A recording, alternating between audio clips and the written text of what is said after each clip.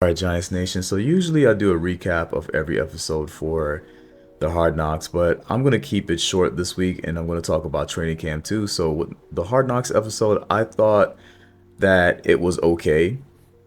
My main thing with this episode was it kind of showed me that the media really was just talking BS when they were talking about JJ McCarthy. I didn't see any conversations about JJ McCarthy outside of Joe's son, who's a really smart kid, saying that the daughter only wants to draft JJ McCarthy because he's handsome. Low key, I felt like that was the only reason some of you Giants fans wanted to draft JJ McCarthy, because he's handsome and he looks the part. I'm not saying he's going to suck at the NFL level, but I do feel like he's in the best situation for him. I didn't like the idea of drafting JJ McCarthy, and I'm glad that the Hard Knocks showed that there really wasn't much conversation about JJ McCarthy.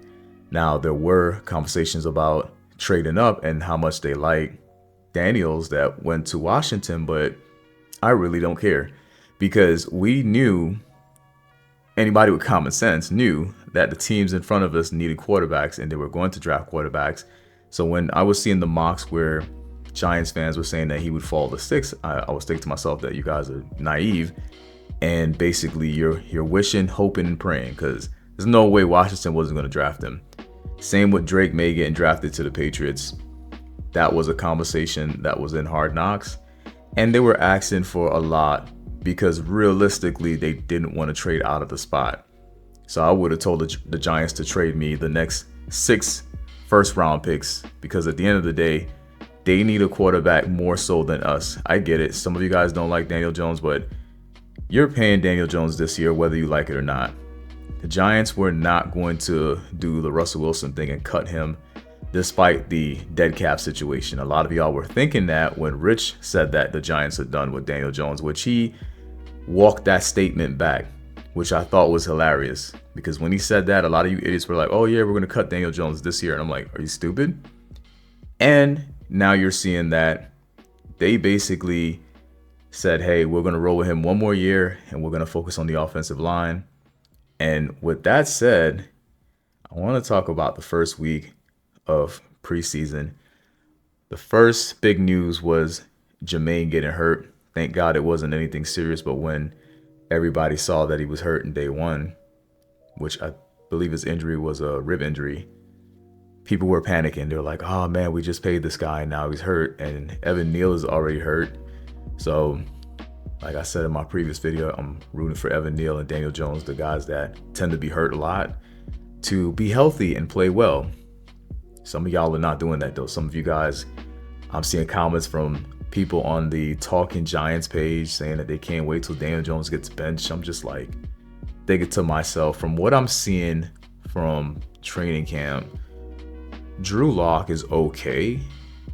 I know both quarterbacks, Drew Lock and Daniel Jones, they have thrown an interception or two, but Drew Lock is the backup, guys. I don't know why you guys are so eager to see Daniel Jones get benched, as opposed to saying, hey man, you know what the expectation is, go out there and play well. Some of you guys are already giving up on the season, which is terrible. But so far in week one, there were some good things that happened. Daniel Jones obviously was up and down. I think he was bad day one, then he was good day two, and then he was just all right day three from what I'm hearing. But Malik Nabers and Brian Burns, they have looked great, which I knew they would be great additions, especially Brian Burns. I know everybody saw the play where he got past Andrew Thomas, which a lot of people are worried about Andrew Thomas and Banks. But at the end of the day, somebody once said in the Giants Facebook groups, iron sharpens iron. So them going against players on their own team that's better than them or good, it's going to make them better. So we already know Andrew Thomas is still a pretty good tackle. So Brian Burns lining up against him is going to make him even better. And for Banks, I think Banks is a good young corner. Going up against Malik is going to make him better. And Malik is a different type of wide receiver. Wandell and Hyatt are pretty solid wide receivers, but Malik is definitely going to be next level. So I'm not surprised that he's getting torn up by Malik Nabers. But it's not like he's getting torn up every play, but it's enough for some people to start panicking. But I can't wait to see the joint practices that we have with 2 other teams in 2 weeks, if I'm not mistaken. But definitely look out for a video. I'm going to try to compile a whole bunch of the training camp videos in one video, and that's going to be out tomorrow, the latest.